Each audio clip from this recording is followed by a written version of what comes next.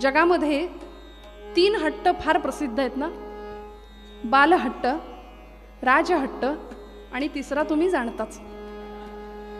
त्यामुळे या तिसऱ्या हट्टासमोर माणूस कितीही घट्ट असला तरी मठ्ठ होतो म्हणे. त्यामुळं काहीच चालेना, मला काहीच माहिती नाही, मला पंढरपूरला घेऊन चला म्हणाली. अगं ऐक, हट्ट करू नको. अशा अवस्थेमध्ये पंढरपूरचा प्रवास तुला झेपणार नाही. नरसी बामणीवरून पंढरपूरला जायचं होतं बरं का, आणि एवढा मजल दरमजल प्रवास आपल्याला झेपणार नाही. तब्येतीला, प्रकृतीला थोडे दिवस थांब, मग आपण पंढरपूरला जाऊ, पांडुरंगाचं दर्शन घेऊ. नाही नाही, अहो काल रात्री पांडुरंगाने स्वप्नात येऊन मला दृष्टांत दिलाय. गोणाई, पंढरपूरला येऊन राहा, माझ्या दारात येऊन राहा, नामस्मरण कर, नामसंकीर्तन कर, तिथेच उदरनिर्वाह कर आणि आता तिथेच राहा. मी नाही ऐकणार, मला पंढरपूरला घेऊन चला. दामा शेट्टींचं काहीच चाले ना. दामा शेट्टी म्हणाले, गोणाई अगं एवढा मोठा प्रवास करणार, पण ठीक आहे, तुझी तयारी आहे ना, पांडुरंगाने तुला बोलावलंय म्हणतेस, चल जाऊया. रात्र कशी बशी पार पडली, पहाट उजाडली आणि भल्या पहाटे बैलगाड्या जुंपल्या आणि बैलगाडीमध्ये बसून प्रवास सुरू झाला. मजल दरमजल करत ही सगळी मंडळी पंढरपूरला पोहोचली सुद्धा. कीर्तनामध्ये असंच असतं बरं, म्हणजे आता निघाले आणि लगेच पोहोचले असं म्हणाल तर मग बघता बघता पंढरपुरामध्ये आले. चंद्रभागेचं स्नान झालं, नगर प्रदक्षिणा झाली, पुंडलिकाचं दर्शन झालं, गोपाळपुरा पाहिला. राऊळामध्ये पांडुरंगाचं दर्शन घ्यायला आली मात्र गोणाई माता. ते सावळं परब्रह्म डोळ्यांमध्ये डोळे भरून साठवलं. भगवंता किती रे गोड दिसतोस सख्या, किती रे गोड दिसतोस. आणि आता सगळी दर्शनं झाली म्हटल्यानंतर निघायची वेळ झाली. दामा शेट्टी म्हणाले, गोणाई चल बरं आता लगबग कर, आपल्याला माघारी परतायला हवं, नरसी बामणीला परत पोहोचायचंय. आणि अशा अवस्थेमध्ये तू प्रवास करतेस वेडे का? कारण गोणाई माता गर्भवती होती मंडळी, पोटामध्ये भगवंताचा अंश वाढत होता. आणि अशा परिस्थितीमध्ये एवढा प्रवास करून भगवंताचं दर्शन घ्यायला गोणाई माता आलीये. दामा शेट्टी म्हणतात, गोणाई चल माघारी. गोणाई माता म्हणते, कुठे माघारी? आता माघारी वगैरे काही नाही, इथेच राहणार, इथेच राहायचं, पंढरपुरातच मुक्काम करायचा, त्याचं नामसंकीर्तन करायचं. शेवटी दामा शेट्टींचा नाईलाज झाला, तिथेच राहावं लागलं. अहो पंढरपूरचं काय भाग्य आहे, आधी पंढरी आहे म्हणे, मग वैकुंठ नगरी. किती मोठं पंढरपूरचं महात्म्य आहे. आधी रचिली आधी रचिली आधी रचिली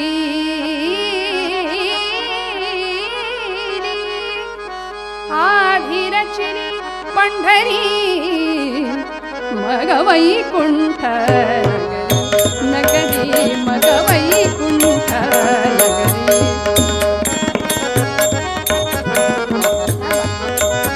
मग वैकुंठ नगरी, नगरी मग वैकुंठ नगरी. आधी रचिली हो आधी रचिली पंढरी, मग वैकुंठ नगरी, नगरी मग वैकुंठ नगरी.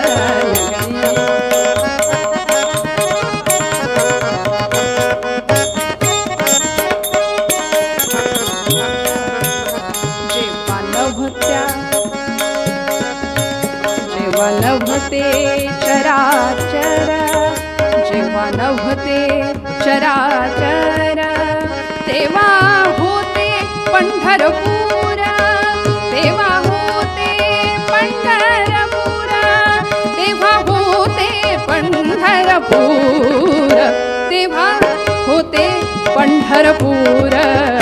मग वैकुंठ नगरी, मग वैकुंठ नगरी.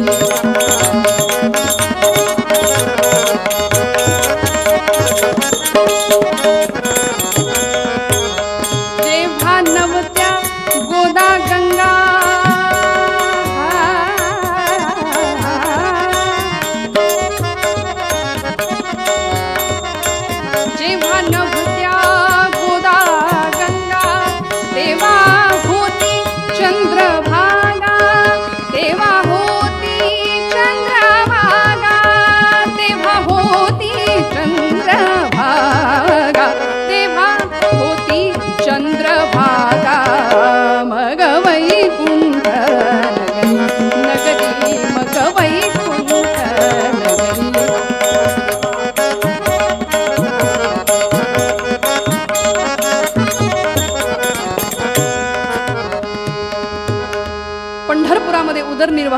करायचा ठरला.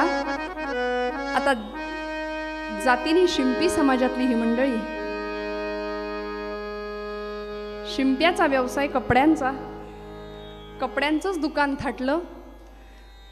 पंढरपूरच्या बाजारपेठेमध्ये भलं मोठं दुकान थाटलं आणि एखाद्या व्यापाऱ्याला सुद्धा लाजवेल असा आचार, असा व्यवहार सुरू झाला. जोडोनिया धन उत्तम व्यवहारे, उदास विचारे वेच करी, या न्यायाने प्रपंच सुरू झाला, उदरनिर्वाह सुरू झाला. दिवसामागून दिवस गेले मंडळी आणि गोणाई मातेला पुत्र संतती झाली. मुलगा जन्माला आला.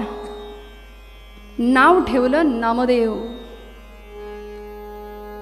पांडुरंगाच्या नामासाठी आपण इथे आलो म्हणून नाम, आणि त्यांनी दिलेला हा प्रसाद म्हणून देव.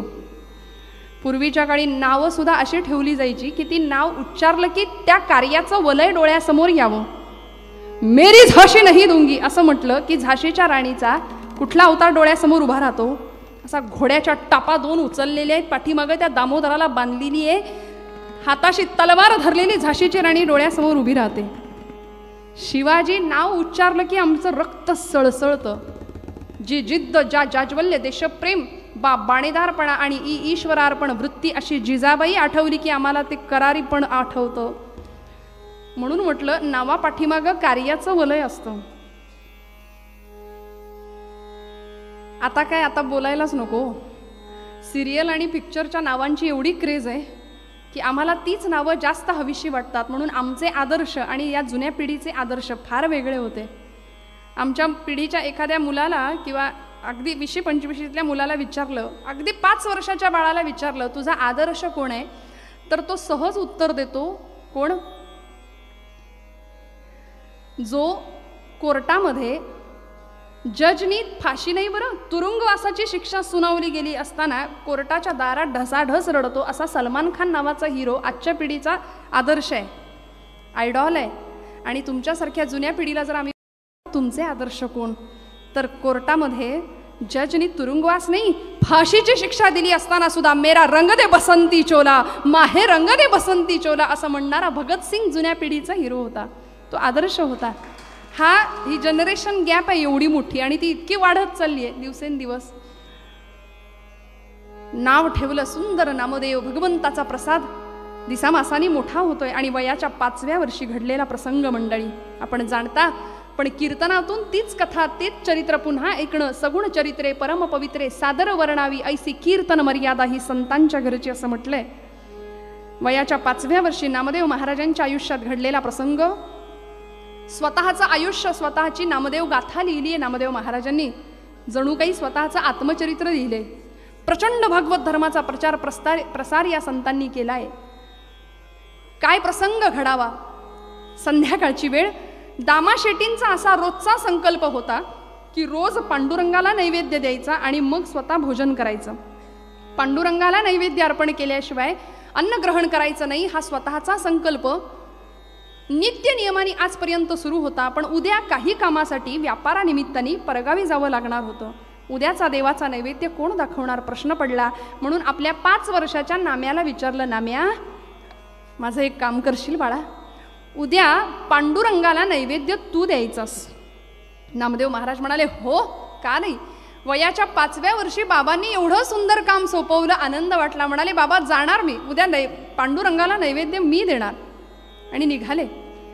सगळी तयारी झाली. त्या रात्री झोपले. दुसऱ्या दिवशीची पहाट उजाडायची वाट बघतायत. रात्रभर झोप येईल का, तर पांडुरंगाला नैवेद्य मी देणार आहे, मी समर्पण करणार आहे.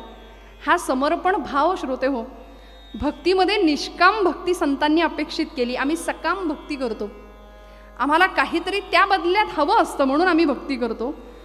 नामदेवांनी वयाच्या 5व्या वर्षी काय करावं, काय अलौकिक सिद्धी कमावली असेल त्या वयामध्ये. पहाटेपासून आईच्या मागे लागले. दामा शेट्टी निघून गेले त्यांच्या कामाला. आणि आई लवकर जेवायला तयार कर, मला पांडुरंगाला नैवेद्य द्यायचंय. गुणाई माता म्हणते, नाम्या अरे उठल्या उठल्या देव जेवायला बसणार आहे वे, अरे जरा उजाड होतं दे, मग उठू दे भगवंताला, ती भूपाळी काकड आरती होऊ दे, मग माध्यान्नीला मी देईन तुला नैवेद्याचं ताट, घेऊन जा.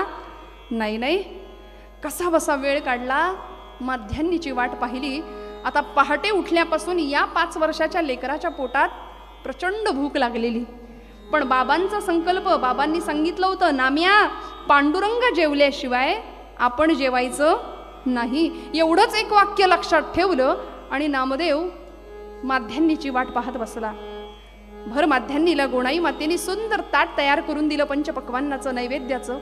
केळीचं पान वरती झाकलं आणि नामयानी ते ताट हातात घेतलं. दुडू दुडू राऊळामध्ये धावत गेला आणि पांडुरंगाच्या समोर उभा राहिला. मंडल केलं, ताट ठेवलं, पाणी फिरवलं आणि म्हणाले, करा सुरुवात. आता एवढ्या अर्जवानं काही पांडुरंग जेवणार नव्हता हो. एवढ्या अर्जवानं ते पाषाणातलं चैतन्य हलणार नव्हतं. का रे पांडुरंगा, रोज माझे बाबा येतात आणि आज मी आलोय म्हणून चवण्या ढवण्या लावलेस की काय? तरी पांडुरंग उठे ना बोले ना. 5 वर्षाचा नामया विचार करतोय ना, पांडुरंगा अरे जेव की रे बाबा, तुझ्यासाठी सकाळी लवकर उठलोय. बाबांनी मला सांगितलंय पांडुरंग जेवल्याशिवाय आपण जेवायचं नाही. मला भूक लागली. अरे पांडुरंगा जेव की रे बाबा.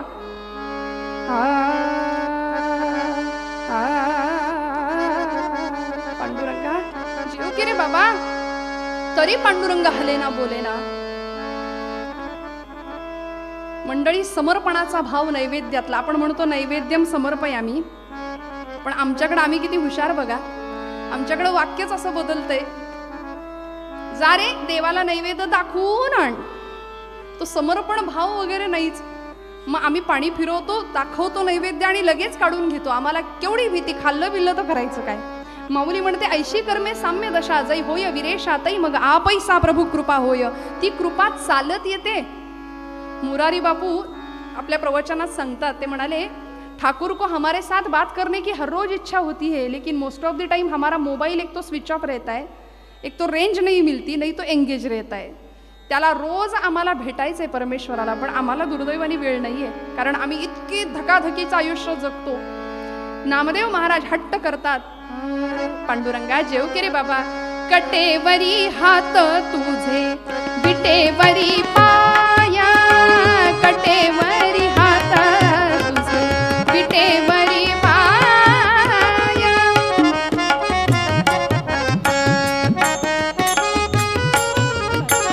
पंढरीच्या पांडुरंगा, पंढरीच्या पांडुरंगा पाहतोसी काय.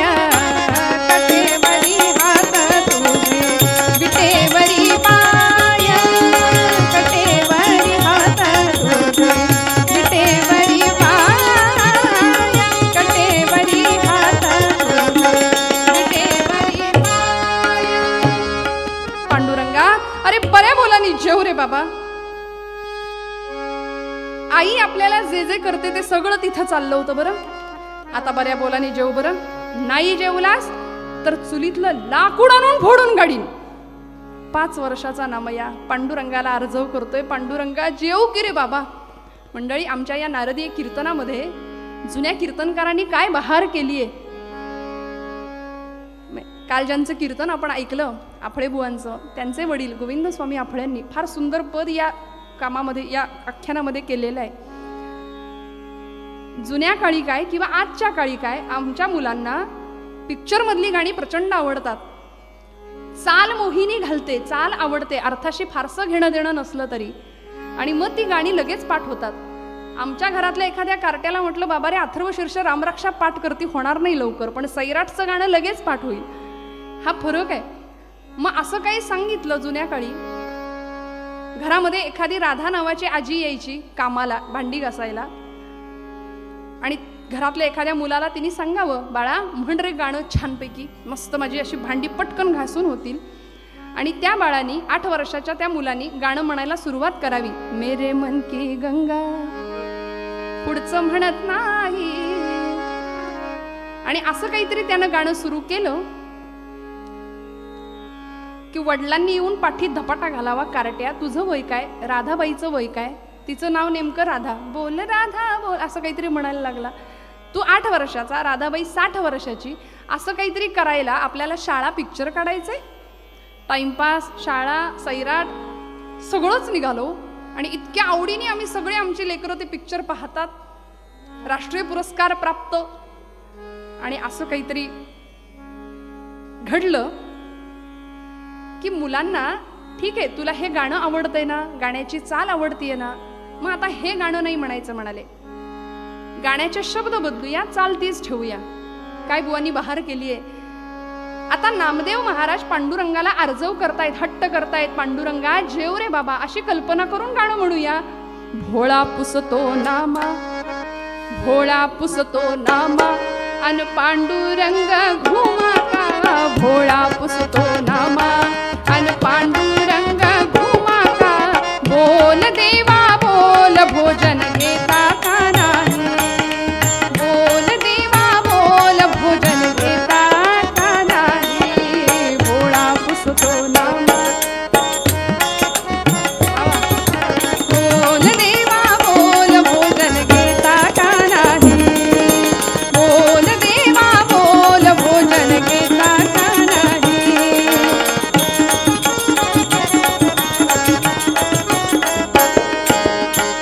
खीरपुरी कानवला हे आवडतेच तुम्हा सारे, रुसणे फुगणे शोभत नाही, सांगू तुला मी किती रे. मग विठ्ठल हसला गाली, आला हात कटेचा खाली, बोल देवा बोल भोजन घेता का नाही.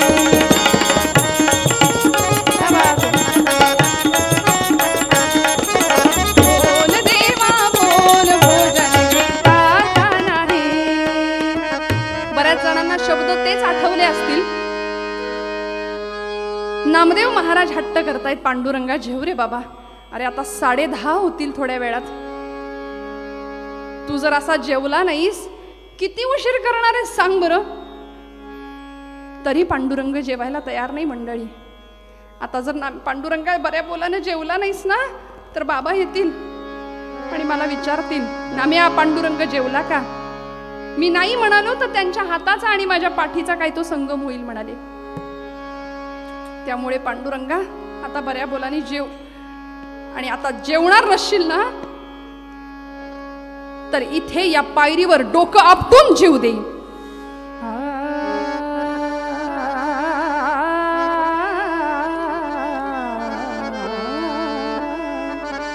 आता बऱ्या बोलाने जेवला नाही तर इथे या पायरीवर डोकं आपटून जीव देईन पांडुरंगा, असं म्हणायला नामदेव महाराज धावले. 5 वर्षाचा नामया धावला, मात्र धरलं डोकं धडकन आपटणार. एवढ्यात डोक्याला लागलंच नाही, डोक्याखाली मऊसर हात लागला आणि गाभाऱ्यातनं आवाज आला, नाम्या नाम्या, अरे दगडाचा देव कधी जेवतो का रे, दगडाचा देव कधी जेवतो. नामदेव महाराज हुशार म्हणाले, पांडुरंगा मी काही वेडा नाही, अरे दगडाचा देव कधी बोलतो का रे. बोललास आता बऱ्या बोलानी जेव. साठून पुसून पांडुरंगाला ताट स्वच्छ करायला लावलं मंडळी नामदेव महाराजांनी, आणि रिकामं ताट घेऊन दुडू दुडू पळत पळत आपल्या घरी आले. गोणाई मातेला सांगितलं, आई अगं किती नखरे चालले होते, जेवायला तयार नाही, लवकर जेवायला वाढ, आता मला भूक लागली. गोणाई मातेने रिकामं ताट पाहिलं, म्हणाली, नाम्या कार्ट्या, अरे एवढा धीर धरवला नाही होय तुला. सगळ्या मित्रांनी जमून संपवलं ना देवळातच पांडुरंगाला नैवेद्य अर्पण करायला, एवढा धीर धरवला नाही तुला, एवढं सगळं संपवून टाकलंस. नामदेव महाराज म्हणतात, नाही गाई मी नाही संपवलं. मग कोणी खाल्लं नैवेद्याचं ताट. आई अगं ज्याच्यासाठी होतं त्यांनी संपवलं. नाम्या नाम्या कार्ट्या, खोटं बोलू नको, खरं सांग कोणी संपवला नैवेद्य. आई अगं खोटं कसं बोलायचं हेच मला माहिती नाही, मी खोटं का बोलेन. बरं कुणी बघितलं देव जेवला, ते देव जेवला म्हणतोस ना, कुणी बघितलं देव जेवलेला. आई कुणी कशाला बघायला पाहिजे ग. या डोळ्यानी मी ग पाहिला, कुणी कशाला बघायला पाहिजे. मी सांगतो मी पाहिलाय. नाम्या खोटं बोलू नको, अगं सांगतो ना कसा जेवला, ऐक तरी. या डोळ्यानी मी ग पाहिला, देव जेवला ग, देव जेवला, देव जेवला ग,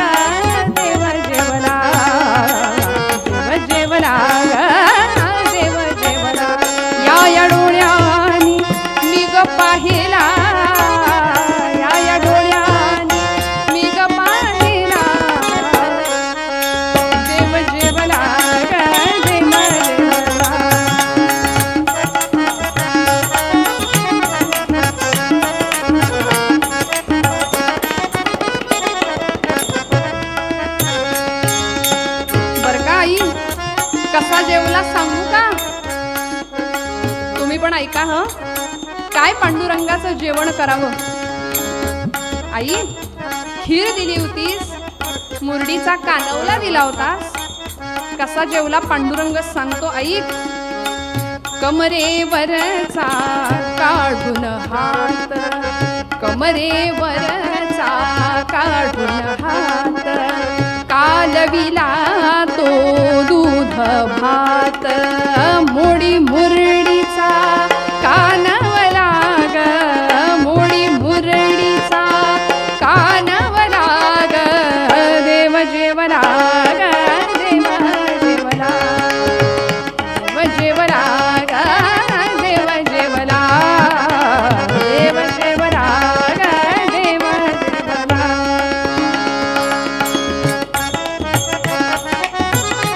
आता कसा जेवला सांगतो ऐक.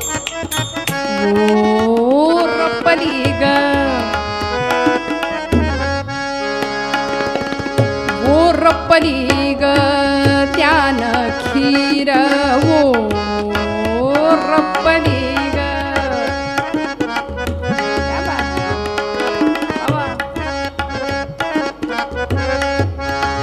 ओ रप्पली ग, त्यानं खीर, तोंडी लाविली कोशिंबीर, भुरका आमटीचा.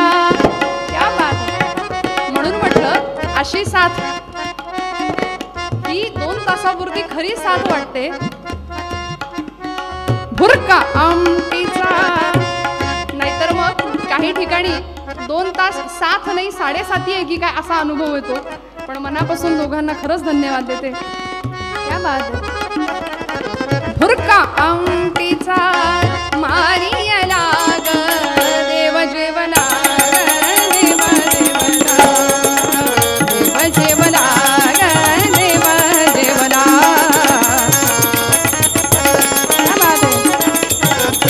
या या डोळ्यांनी मी पाहिला, देव जेवला ग, देव जेवला, देव जेवला ग, देव जेवला, देव जेवला ग, देव जेवला. आई, आई देव जेवला ग, विश्वास ठेव. मंडळी, कोणाही माता तर ऐकतेच आहे. आणि हा सगळा प्रसंग नामदेवाच्या तोंडातनं दामाशेट्टी ऐकत होते. दाराशी उभे राहिलेले दामाशेट्टी हातातली पिशवी केव्हा गळून पडली कळालं नाही. नामयाच्या तोंडून ऐकलं, पांडुरंग नाम्याच्या हातून जेवला. 5 वर्षाच्या माझ्या नाम्याच्या हातून पांडुरंगाने जेवण केलं. घरात थांबले नाही, आपण आलोय हे कुणाला कळू दिलं नाही. धावत दामाशेट्टी राऊळात गेले, पांडुरंगासमोर उभे राहिले आणि व्याकुळ होऊन पांडुरंगाला सांगतायत, पांडुरंगा काय रे, तू आज नाम्याकडून जेवलास. आज माझा नाम्या मला सांगतोय पांडुरंग माझ्याकडून जेवला. खरं सांग पांडुरंगा, तू नामदेवाकडून जेवलास. गेली 40 वर्ष मी तुला नैवेद्य अर्पण करतो. तुला नैवेद्य अर्पण केल्याशिवाय मी अन्नग्रहण केलेलं नाही. आणि आज माझ्या नाम्याकडून तू भोजन नैवेद्य समोर ग्रहण केलास. म्हणजे पांडुरंगा, अरे 40 वर्ष तू उपाशी राहिलास का रे? 40 वर्ष तू उपाशी राहिलास.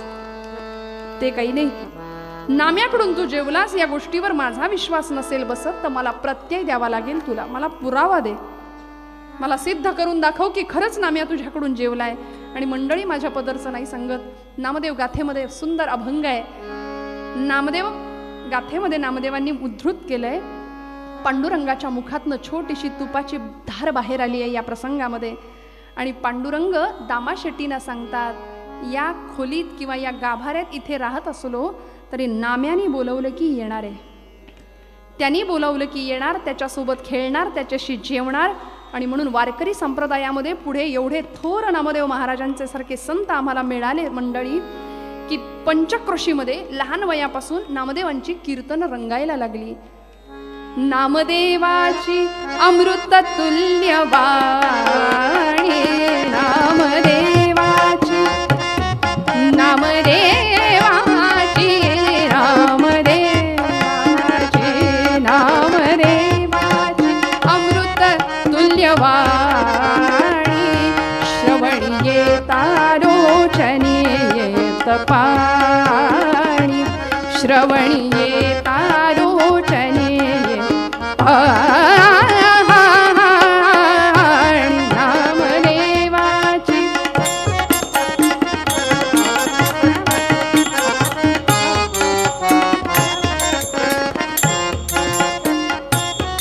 तुल्यवाणी नामदेवाची.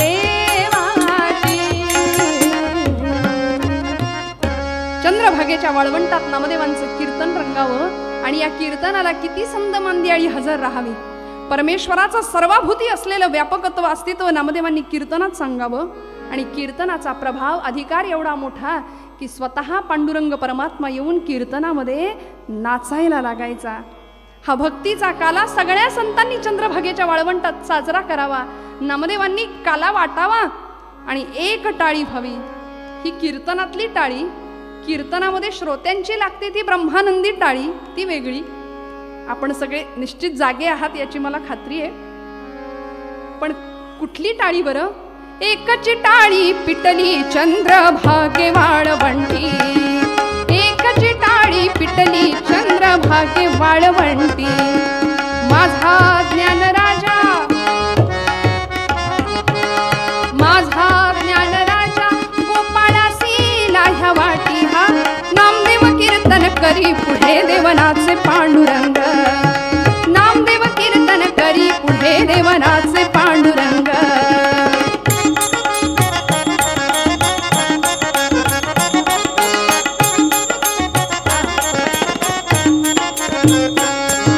जनी म्हणे बोला, कुणी मागे नव्हतं बरं. सगळ्या संत मांदियाळीमध्ये, आमच्या स्त्री संत मांदियाळीमध्ये जनाबाई एवढंच कशाला, ते मंगळवेड्याची कान्होपात्रा सुद्धा होती. सकळांशी आहे येथ अधिकार. जनी म्हणे बोला, जनी म्हणे बोला नामदेवा अभंग, जनी म्हणे बोला ज्ञानदेवा अभंग. अभंग बोलता रंग भरला कीर्तनी, अभंग बोलता रंग भरला कीर्तनी.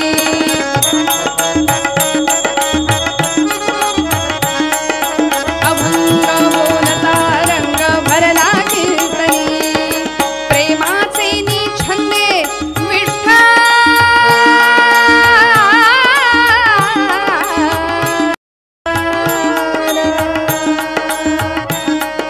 प्रेमाचे निछंदे विठ्ठल नाचो लागला, विठ्ठल नाचो लागला.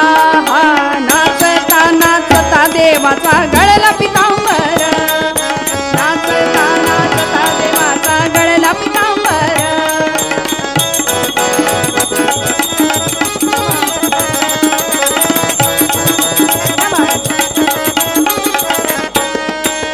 सावज होई देवा ऐसा बोले कबीर, ऐसा बोले कबीर. नामदेव कीर्तन करी पुढे देवनाचे पांडुरंग, नामदेव कीर्तन करी पुढे देवनाचे पांडुरंग.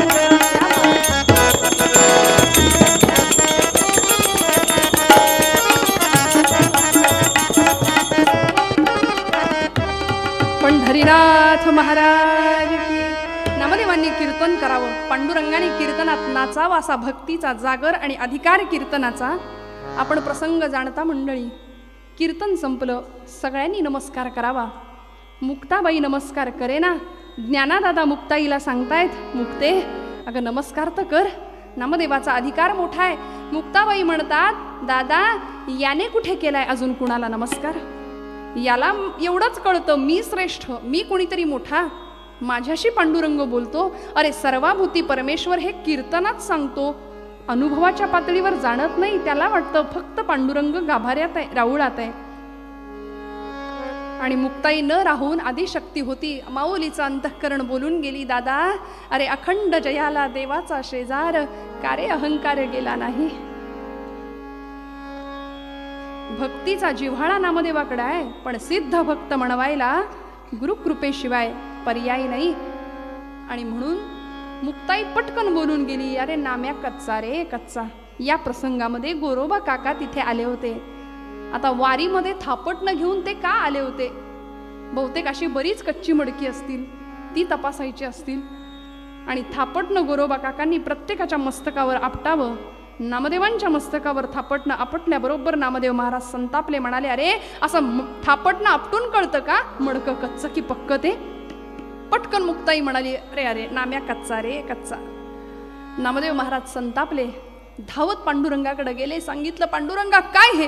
तू माझ्याशी बोलतोस, माझ्यासोबत जेवतो, माझ्या कीर्तनात नाचतो आणि मी कच्चा का रे? पांडुरंगाने सांगावं. भगवंत म्हणाले, नाम्या खरं आहे, सद्गुरु कृपेशिवाय तरुणोपाय नाही. पूर्ण गुरुकृपा मिळव आणि मग परिपूर्ण सिद्ध भक्त म्हणून सिद्धता मिळव. नामदेव महाराज ज्ञानदेवांच्या आणि पांडुरंगाच्या सांगण्यावरून औंढ्या नागनाथला गेले. तिथे गेल्यानंतर आपण जाणता समोरचं दृश्यच असं दिसलं की तिथे डोकं फिरलं. म्हणाले, काय पण पत्ता दिलाय? हे माझे गुरु पिंडीवर पाय ठेवून बसलेले 80 वर्षाचे एक सद्गृहस्थ विसोबा खेचर नावाचे भगवान शंभू महादेवांच्या पिंडीवर पाय ठेवून बसलेत. नामदेव महाराज म्हणाले, अहो म्हातार बाबा, ते पाय तेवढे बाजूला काढा, भगवंताचं अस्तित्व आहे म्हणाले तिथे. विसोबा म्हणाले, अरे मी थकलोय, आता हे पाय तूच उचल आणि अशा ठिकाणी ठेव की जिथे भगवंताचं अस्तित्व नाही. हा उपदेश. सर्वाभूती परमात्मा हे तू कीर्तनापुरतं बोलतोस, पण अनुभवाच्या पातळीवर भगवंत सगळीकडे हे केव्हा जाणशील? पूर्ण गुरुकृपा झाली, सगळी चर्चा झाली, गुरुकृपा पूर्ण मिळवली. आणि आता नामदेव महाराज ज्यावेळी पंढरपुरात आले त्यावेळी मंडळी ज्ञानदेवांनी नामदेवांना सांगावं, नाम्या अरे पंढरपुरात राहून आता भागणार नाही. शिंप्याच्या जातकुळी जन्माला आलास ना, जगाला कळू दे, नामदेव नावाचा शिंपी हा फक्त कपडे शिवणारा शिंपी नाहीये, अवघा देश आणि अवघा प्रांत शिवायला निघालाय प्रेमाच्या धाग्यानी आणि भक्ती नावाच्या सुईनी. अवघा प्रांत नामदेव महाराजांनी जोडलाय मंडळी. 1 वर्ष ज्ञानदेवांच्या बरोबर सबंध भारतभर तीर्थावळी केली आहे. त्यानंतर ज्ञानदेवांनी संजीवन समाधी घेतली आणि पुढची 40 वर्ष अव्याहतपणे नामदेव महाराज पंढरपुरात न येता सबंध भारत भ्रमण करत राहिले. भागवत धर्माचा प्रसार प्रचार, भागवत धर्माची पताका फडकावत राहिले. आज महाराष्ट्रातलं नव्हे, भारतातलं एकही राज्य असं नाहीये की जिथे नामदेव महाराजांच्या खुणा नाही आहेत. गुरुग्रंथ साहिबा हा शिखांचा धर्मग्रंथ, त्या ग्रंथामध्ये नामदेवांचे अभंग आहेत. गेल्या काही वर्षापूर्वीचं मराठी साहित्य संमेलन पंजाब प्रांतामध्ये घुमान या ठिकाणी भरलं होतं. तिथे नामदेवांचं मंदिर आहे. अनेक ठिकाणी नामदेव महाराज पोहोचले आणि ज्यावेळी सगळ्यात मोठं आयुष्य मिळालेला हा संत 80व्या वर्षी पंढरपुरात आले मंडळी. वयाच्या 80व्या वर्षी नामदेवांनी पंढरपुरामध्ये पाऊल ठेवावं, घरी नाही गेले, थेट पांडुरंगाकडे गेले. जनाबाई नावाच्या संत नामदेवाची दासी म्हणून घेत होत्या स्वतःला.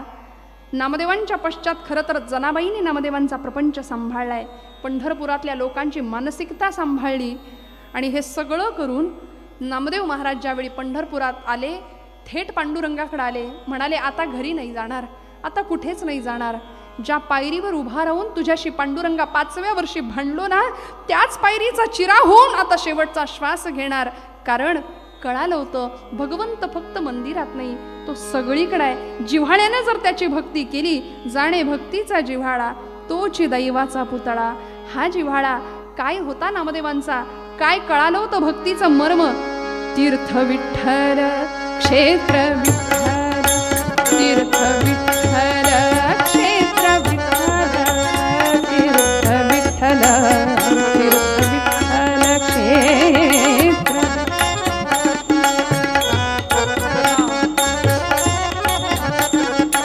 देवा विठ्ठल, देवा पुरा, देवा विठ्ठल, देवा पुरा, विठ्ठल, तीर्थ विठ्ठल, क्षेत्र विठ्ठल, तीर्थ विठ्ठल, क्षेत्र.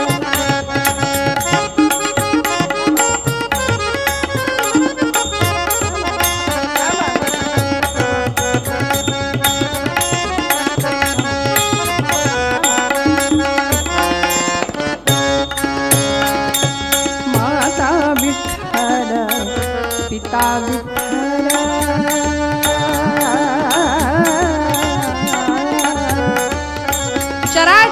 भगवंताचं अस्तित्व जाणवायला लागलं. माता विठ्ठल, पिता विठ्ठल, बंधू विठ्ठल, गोत्र विठ्ठल, बंधू विठ्ठल, गोत्र विठ्ठल, तीर्थ क्षेत्र विठ्ठल, विठ्ठल विठ्ठल विठ्ठल विठ्ठल विठ्ठल विठ्ठल विठ्ठल विठ्ठल विठ्ठल विठ्ठल विठ्ठल विठ्ठल तीर्थ विठ्ठल क्षेत्र विठ्ठल.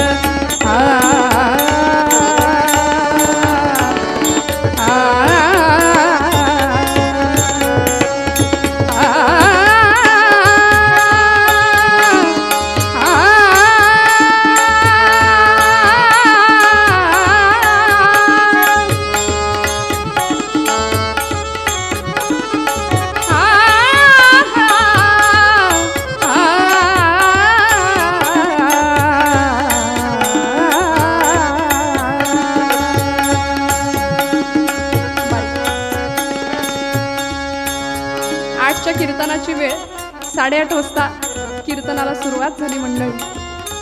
तरी सुद्धा आज आपण शेवटपर्यंत उपस्थित राहून मला प्रतिसाद दिला. मनापासून सगळ्यांचे धन्यवाद व्यक्त करते. सगळ्यांच्या बद्दल कृतज्ञतेत राहायला मला आवडेल. सर्वांच्या चरणी पुन्हा एकदा नतमस्तक होते. झालेली सेवा भगवंत चरणी, राष्ट्रमातेच्या चरणी अर्पण करताना माझ्या दोनही साथीदारांचे आदरणीय फडके सर आणि पाठक दादा मनापासून दोघांनाही अत्यंत विनम्र भावाने वंदन करते आणि दोघांनाही धन्यवाद देते.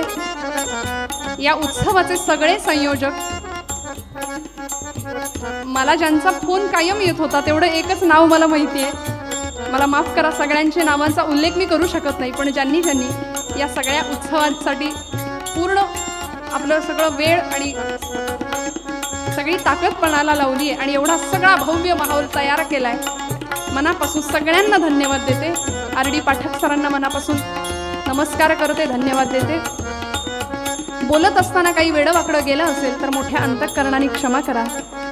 जे काही चांगलं आहे ते माझ्या सगळ्या गुरुजनांचं आहे आणि ज्या चुका असतील त्या माझ्या आहेत. मनापासून पुन्हा एकदा सगळ्यांना नमस्कार करते. तुकोबराय पूर्वरंगाच्या मूळ पदामध्ये हाच आशय व्यक्त करतात. भगवंताप्रती जिव्हाळा राहू दे, तोच जिव्हाळा आमच्या नात्यामध्ये राहू दे, तोच जिव्हाळा आमच्या देशाप्रती आमच्या मनात राहू दे. समाज, राष्ट्र, धर्म आणि मग अंतिम टप्प्यावर आमचं उपास्य दैवत, अशी सगळी उपासना चारही खांबांवर आमच्या आयुष्याची व्हावी. परमेश्वराची भक्ती जिव्हाळ्याने करता यावी. हाच जिव्हाळा तुमच्या माझ्या अंतःकरणात वाढावा, रुजावा, यासाठी तुकोबारायांचा हा अभंग भैरवीमध्ये मूळपद गाते. पुन्हा एकदा सगळ्यांना नमस्कार करते. आरती लगेच घेऊया जोडून. महाराज मूळपदात आठव करता.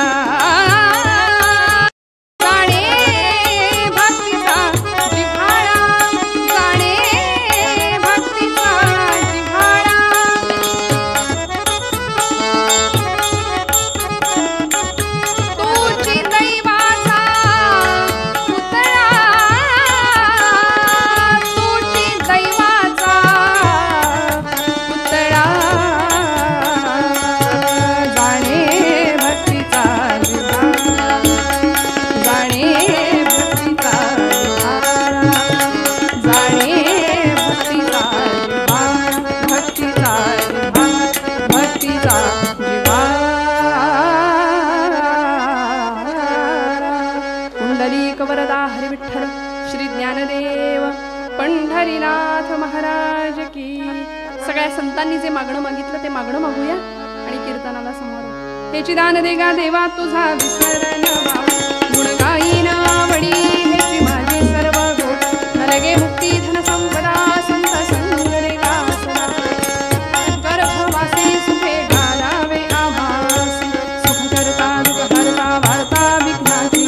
पुरवी पुरवी प्रेम कृपा सर्वांगी सुंदर मुरारी. कणकी झळके मान जय देव जय देव जय